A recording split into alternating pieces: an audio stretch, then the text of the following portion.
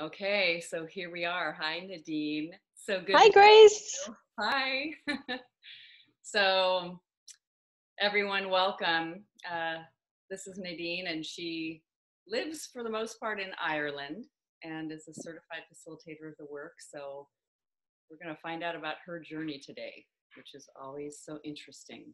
So, tell us. Let's start. Let's go back. Let's go back in time. Oh, So, yeah, what was happening in your life, or where you were, just anything you'd like to share about that when you found the work? What was going on there? yeah. Well, yeah. I mean, I think. Well, I was 37, and I was going through a really kind of bumpy part of my marriage. I've been married to my husband for 16 years, and I was the kind of person who I was the kind of person who judged people for reading spiritual books. For if someone would mention that they were following a teacher or that they'd had a guru or something, I was just like I would just switch off and close down.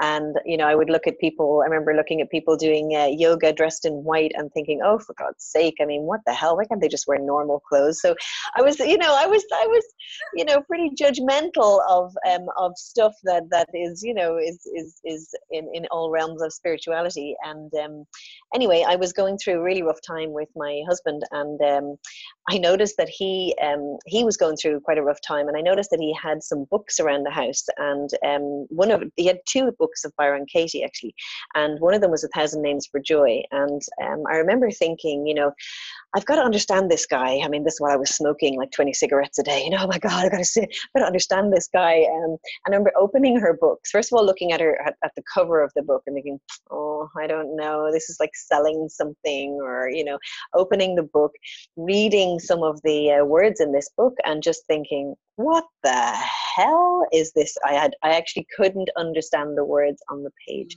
Closing the book, putting it down, moving on with my life. A few weeks later, again, I remember thinking, no, I'm missing something here. I'm an intelligent, woman. I can understand this. Pick up the book again, open it again, and just thought, nope. I actually don't know what the hell this is about. This is crazy. So put it down. And basically, long story short, the day that my husband actually left the house, which kind of happened very, very quickly in a kind of a series of a few weeks, the marriage was over. And the day that he actually left, I had a friend who had been to the school for the work in LA, who happened to be living, random, in Chiang Mai, Thailand, where I was living. And I remember picking up the phone, and a phone rang through, and she said, hi. I said, hi, you know that thing? And she said, what thing? And I said, that thing that you were doing in America. And she said, what, the work? And I said, yeah, the work. I need that thing.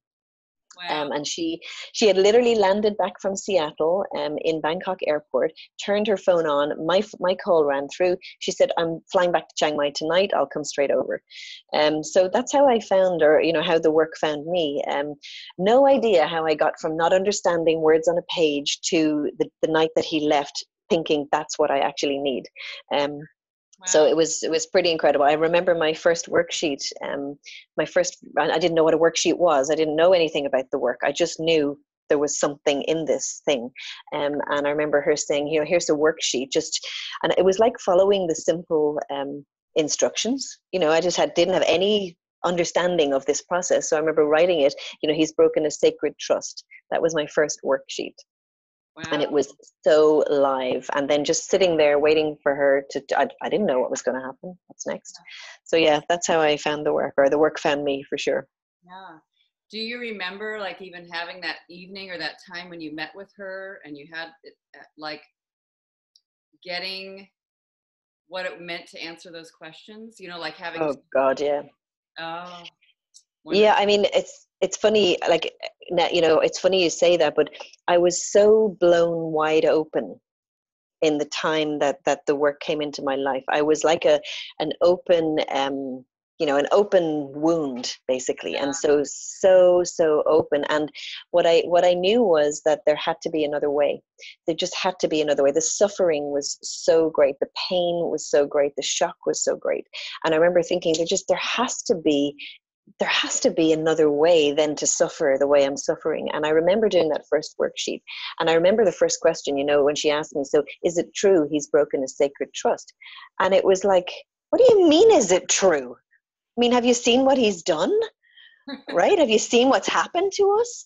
It was like I couldn't, and then it was like, just answer the question. It was like, just answer the question. And what I noticed was just the trust to, and it came from, there has to be another way, because I knew what the suffering was like. I mean, it was so painful. So it was like an opportunity to experience something else. And I do remember question 3, how do you react? What happens when you believe the thought? And just seeing myself in my life like a shell of who I was, just completely collapsed in on myself, destroyed, really destroyed, believing I was destroyed when I was believing that thought. And then I got to experience in question 4 a sense of peace. And at a time that was so painful, to even know that peace was still possible. Wow, yeah. Even though it was only, short at that time, like just a short kind of, who would you be without the thought? It was like this, oh my God.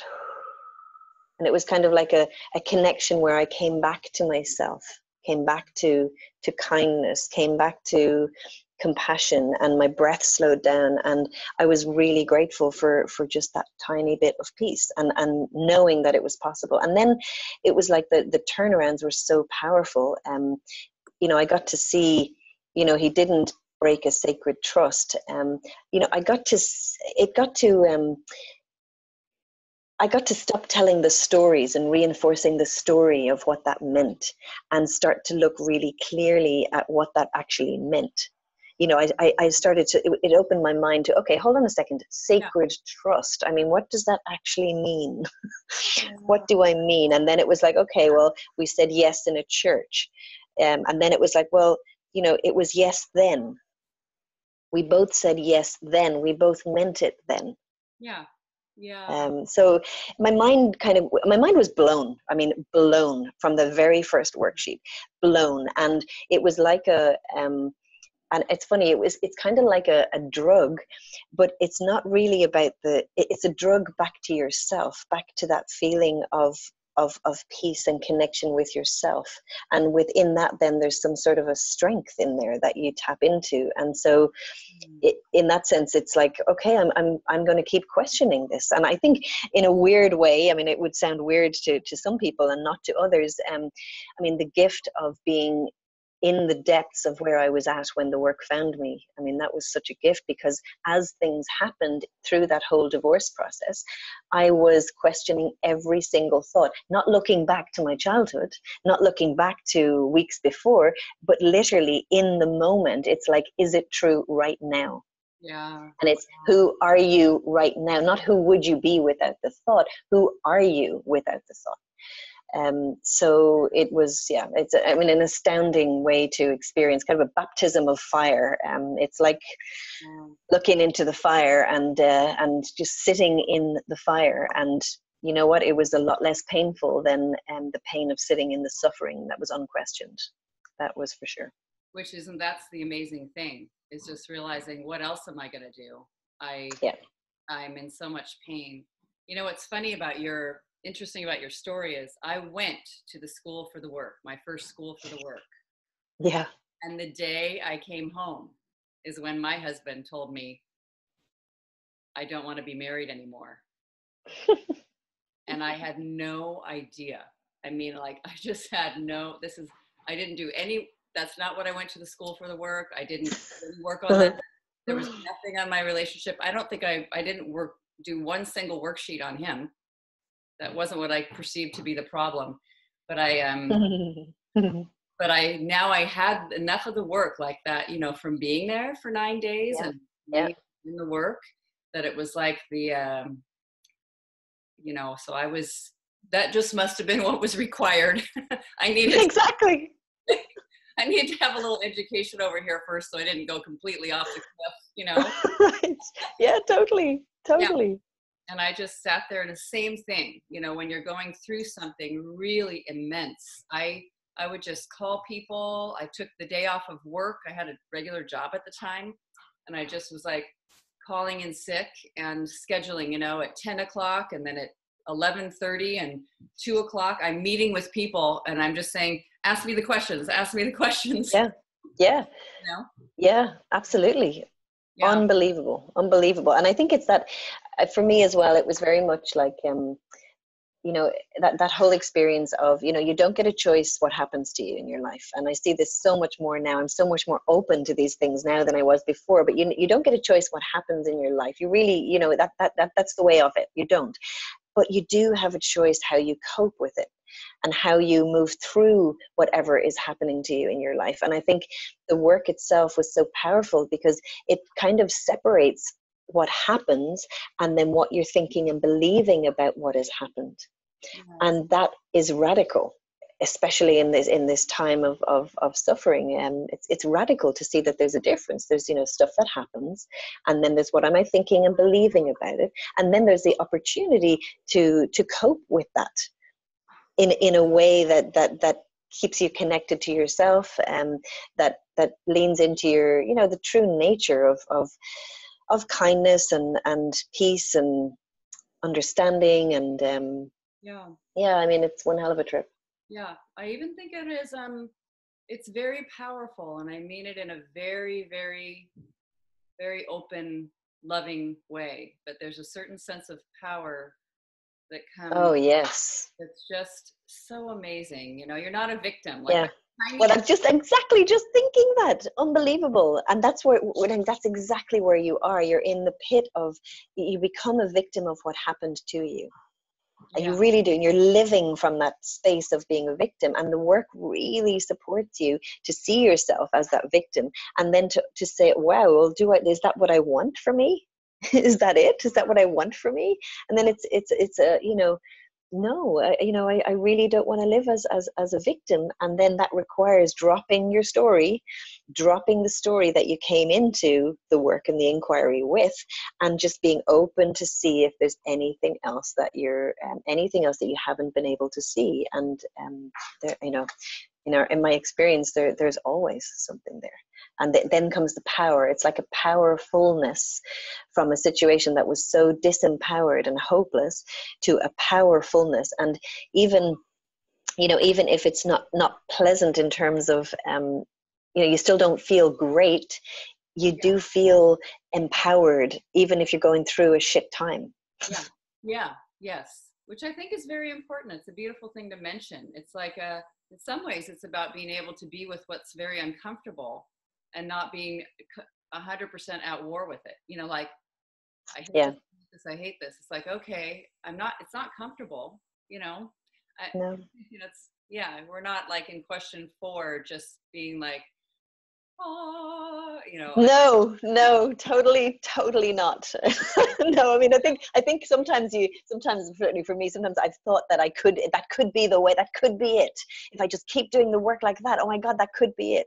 And that hasn't been my experience in that kind of a way. And yet it has profoundly changed my life and changed the way I am, the way I show up, the parent, the mother that I am, the partner that I am, it's changed everything. But it's much more long term, actually.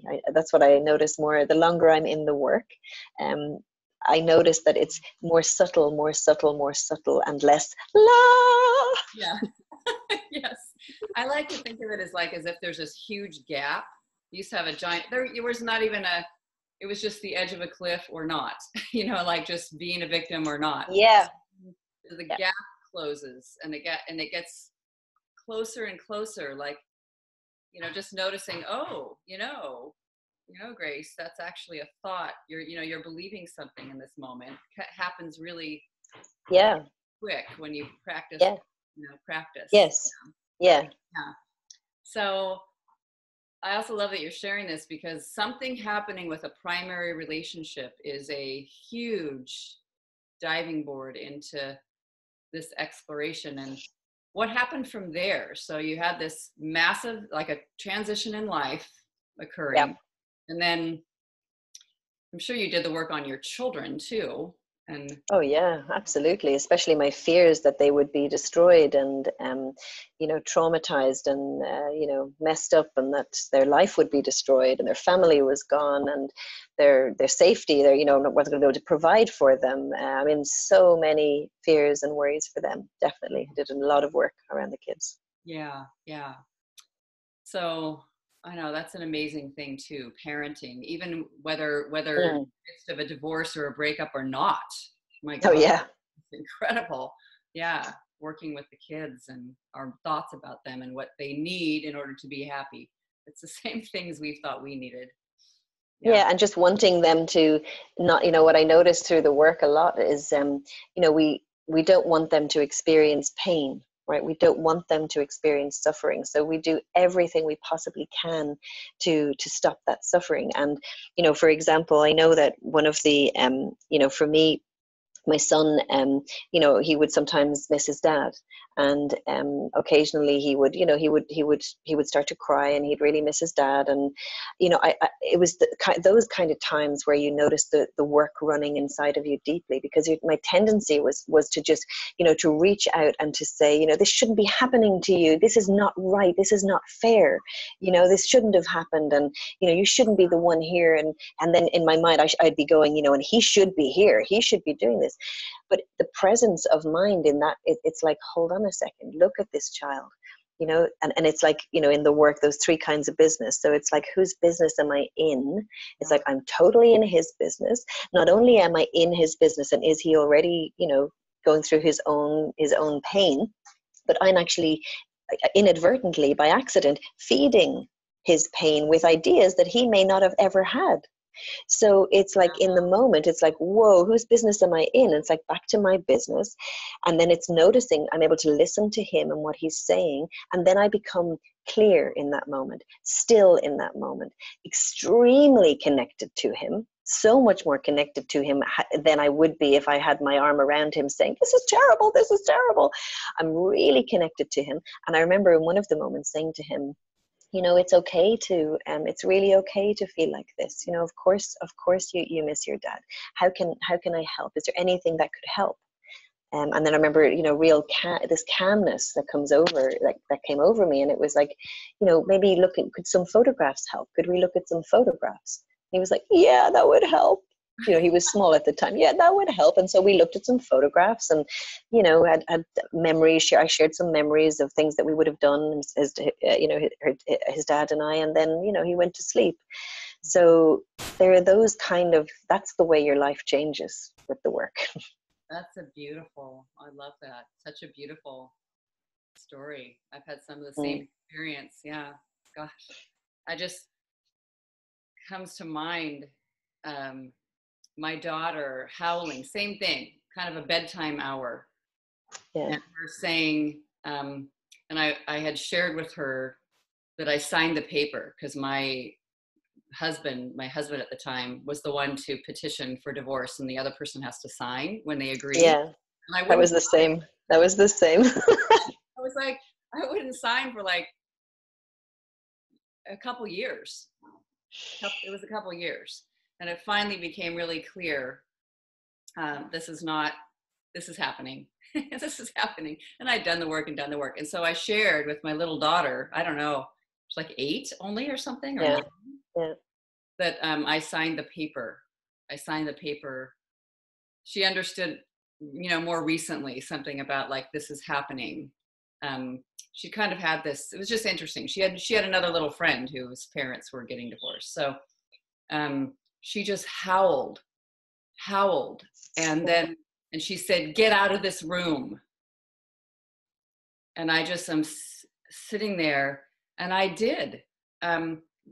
She turned away and like kind of faced the wall and sort of was hitting the wall. And I went into my own room, feeling filled with all these emotions, and I just lay down on my own bed and looked at my ceiling, and I heard her just screaming and howling.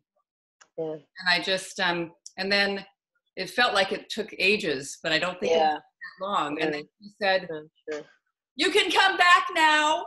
And I'm like, wow. Oh my God. I mean, I got up And I went in there, and then she just like fell into my, just grabbed me and held on, and I love you, mommy.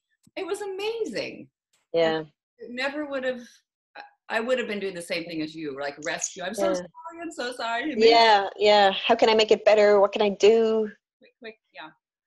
Yeah, So how is it's amazing just to allow these young children, and mine were also, you know, very young at the time, but just allow them to have their own, you know, to deal, you know, to have their own feelings and their own thoughts about it. And often what they're thinking about, they might be very upset from something, and it's not at all where our minds go to, you know, this adult version, a hurt adult version of what's happening here, whereas a child version is a very simple version. Yes. And where do they learn it's not simple? I mean, that'd be us feeding them. You know, that'd be us feeding them the stories of, you know, well, it shouldn't be like this, you know? Right, yes. It shouldn't be like this. It's really? Terrible. Yeah, right. Yeah. Before that, you know, who knows? So, you know, it's been an incredible gift having the work to be able to listen. So listen in my life, listen to myself, listen to my kids, listen to people around me, and listen, truly listen, and almost even listen to what's not being said, you know, listen with silence, if that's a way to describe it. You know, not with having to respond or coming in with something preconceived, but being able to hear the words, and then there's space, you know, space in your head to for just to give that some space, and then see, you know, where that comes from. It's yeah. So beautiful. It makes me think of Byron, Katie, and others, but just talking about not taking in the teacher role, like teaching, you know, or when you're listening, you know, needing to say something wise or whatever, you know. Yeah. So how is it moved in your life since that time? How is the work? I know, I'm sure there's so many ways, but just. Yeah, I mean, it's it's hard to it's hard to describe. I was talking to somebody yesterday actually about something, you know, similar about the work, and she was talking about you know, eating, like you have a piece of wisdom, you come across a piece of wisdom in your life, and she talked about eating a card, you know, that might be on a card, and you eat the card, right? And then once you've eaten it, it becomes part of your rubric, of your fabric. It's in your DNA, right? It's digested into you as a person. And I think that's, you know, if I was to describe how the work has moved on for me, that's what happened. So it's been digested, and the more, you know, I continue to practice the work, you know, often I'm practicing with different people, on my own, by doing courses, by attending workshops. So it runs inside me all the time. And I think, I mean, how has it moved? I mean, primarily it's moved just to support me to be as clear and as honest as I can, to be as present as I can, to be as authentic as I can. I think that's been something really, really fun. So to notice when I care so much about what people think, and even still, sometimes I'll still do that thing that I was going to do because I really want to impress them, or you know, or show up a certain way, and now I'm aware of it. Yeah. and then often, and becoming more often and more often, I won't do it. And I'm standing more and more into myself. So I think it's been an amazing, and it's been just, I mean, it's such a practical tool. I mean, often people talk about the work. I mean, the insights you get are so profound and so deep, and they really are. And it is so practical.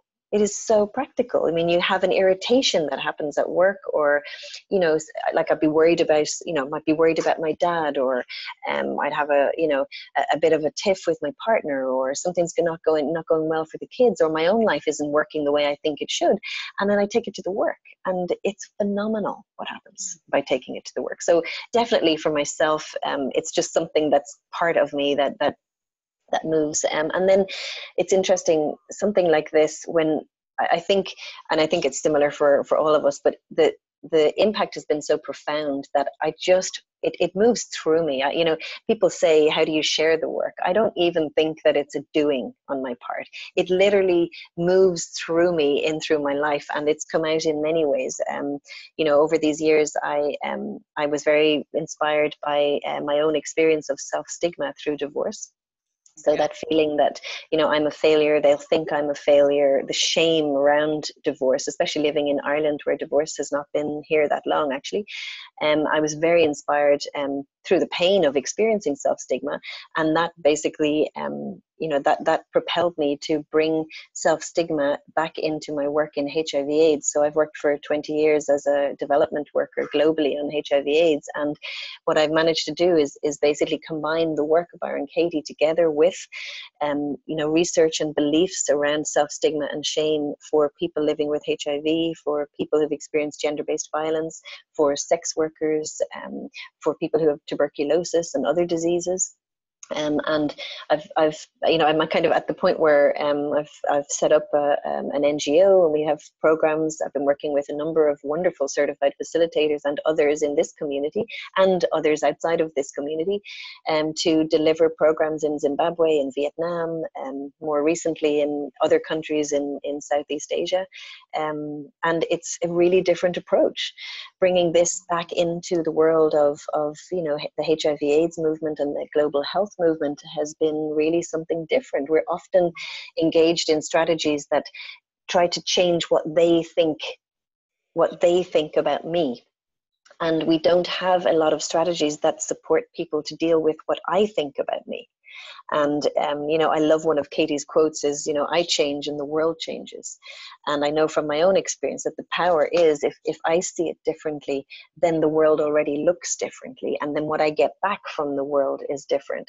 And so it's inspired me to work, and it's not even work, but just to move with the work in all these different ways. And that work is going really, really well. And it's going in amazing directions. It's extremely popular. It's taking different forms, and that's going really well. And then I'm also doing a lot of workshops myself. So I've just come back from Bali. I think I was mentioning that.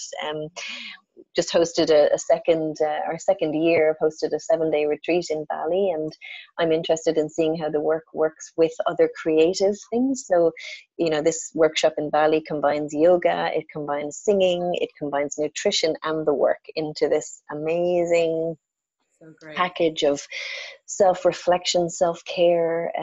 So yeah, I'm doing a lot of workshops and just working with clients one-on-one, just working with people just like me who are believing their thoughts.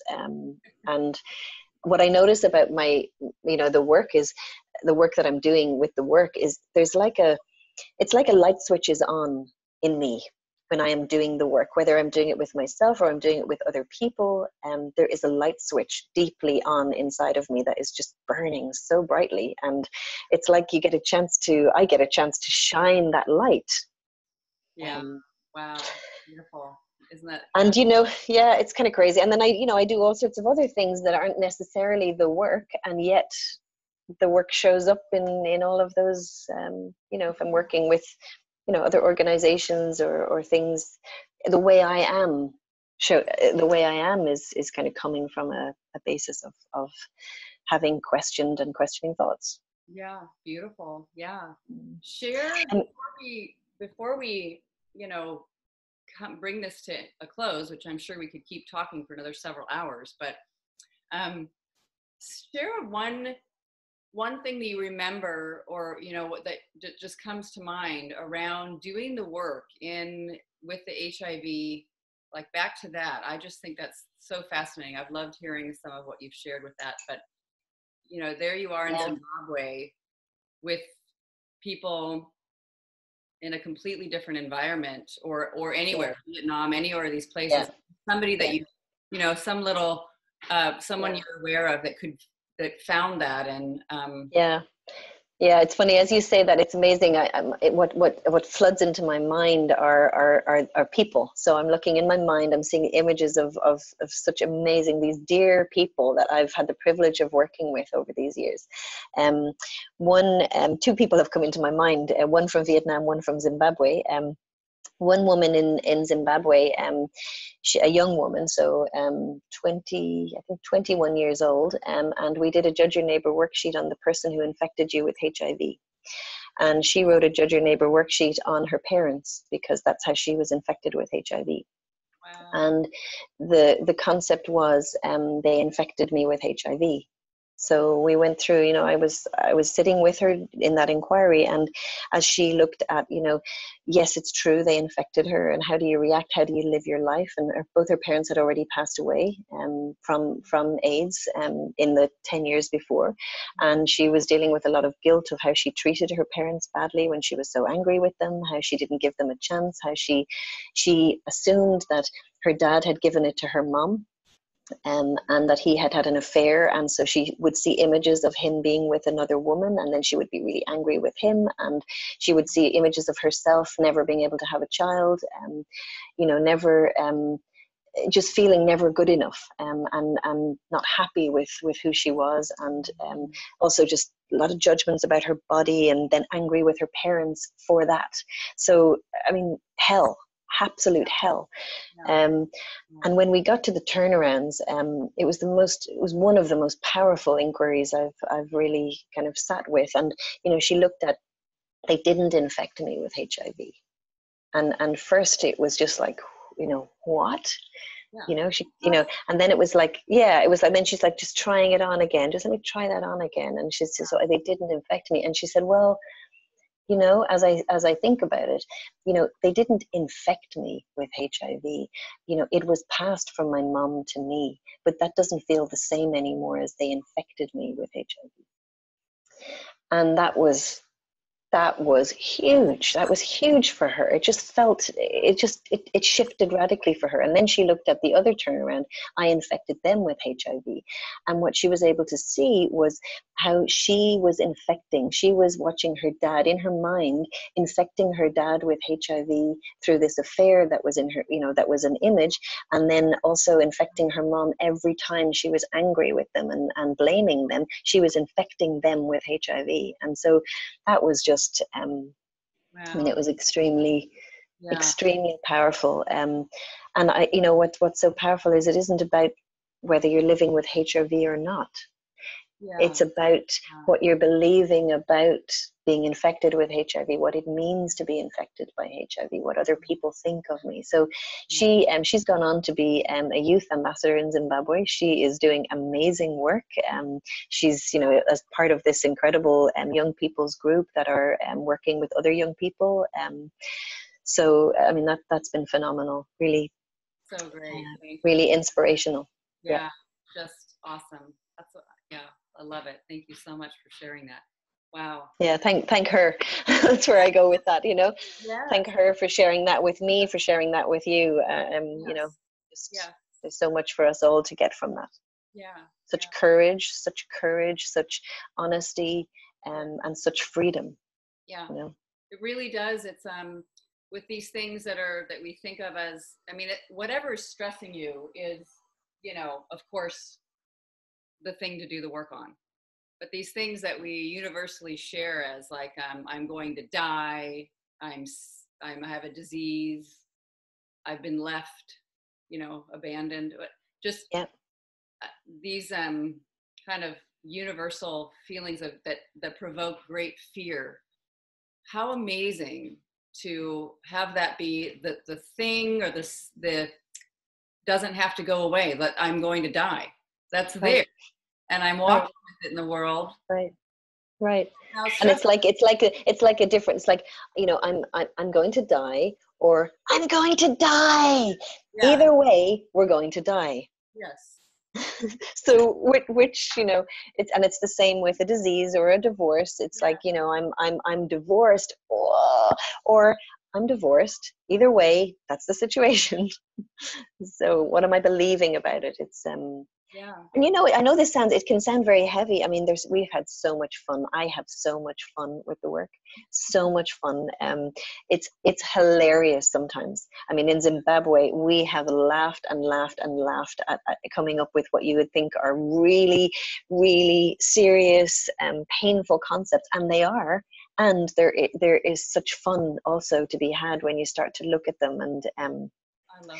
it's like things become less serious. So I'm loving more and more, you asked what's happened for me in the work. I'm loving more and more in the work how it's not serious. I'm really getting that we can have a lot of fun, and that's why I'm loving, integrating singing and other things with the work.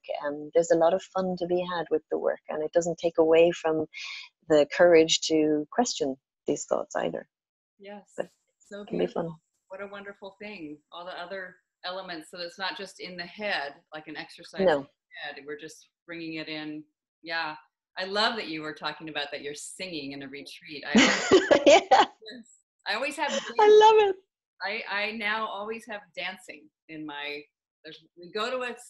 we dance in silence, but that is not talking, but lots of music.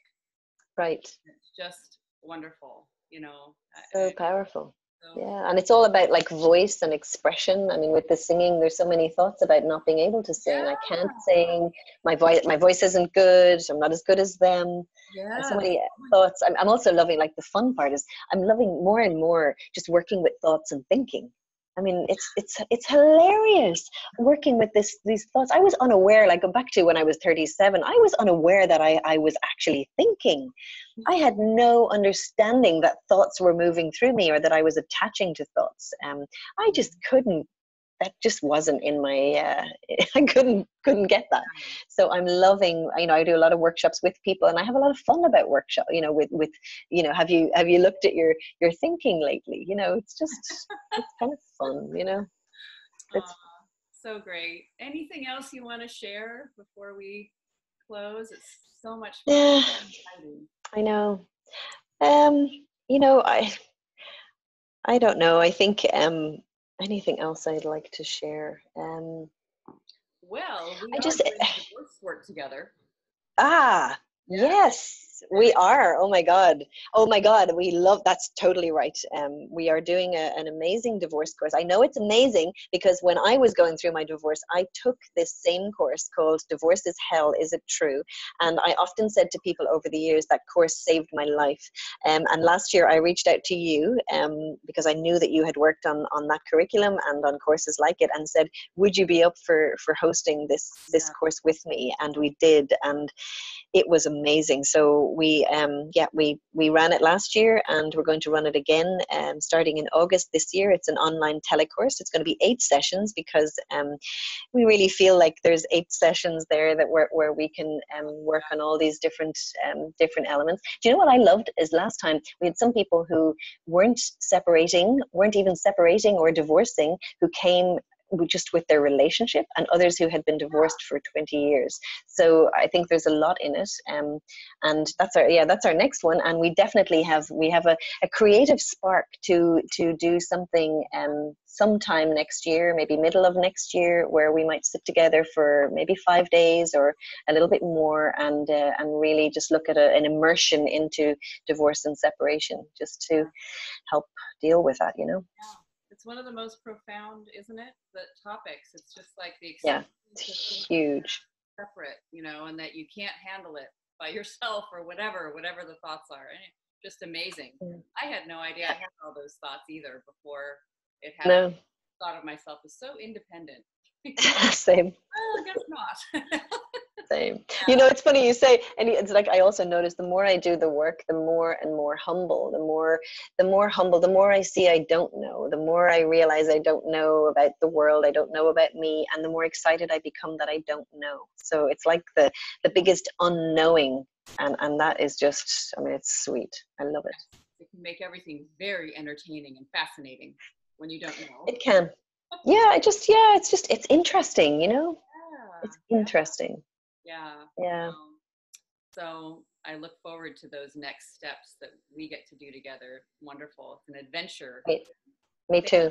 And I'm funny, but I started off saying that I used to pick up Katie's books and couldn't understand them and all that stuff, and here I am sitting with my, my indexed copy of one of Katie's latest books. And I was reading a quote earlier today, which I think is beautiful, and just to share it. And it's basically, when we change our perception, we change the world that we perceive. when we change our perception, we change the world that we perceive. It's just, it's true in my experience. It's just amazing. That is, and isn't that what we always wanted? Yeah. Yeah. So beautiful. Thank you, Nadine. Thank you, Grace. So lovely to be here with you and connected to you. Yes. It's a gift. Thanks. Joy. Appreciate it. Yeah.